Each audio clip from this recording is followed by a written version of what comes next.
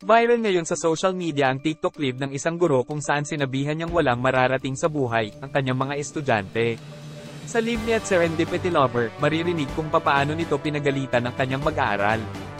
Ipinahayag ni Vice President at Education Secretary Sara Duterte na walang parusa ang ipapataw sa public school teacher na nag-viral dahil sa pagsaway sa kanyang mga estudyante habang live streaming sa TikTok.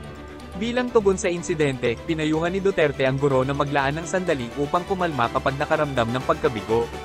Binigyang diin niya na ang mga guro ay tao lamang at kadalasang nahaharap sa mga mahihirap na sitwasyon, lalo na kapag nakikipag-ugnayan sa isang klase ng maraming mag-aaral. Tila hindi namalayan ng guro na online siya habang nagre-record ng video.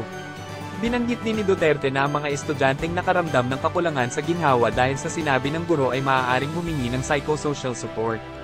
Mahalagang kilalanin na ang mga tagapagturo ay nahaharap sa iba't ibang mga panggigipit at damdamin, at ang pagbibigay ng suporta at pag-unawa ay napakahalaga sa gayong mga sitwasyon.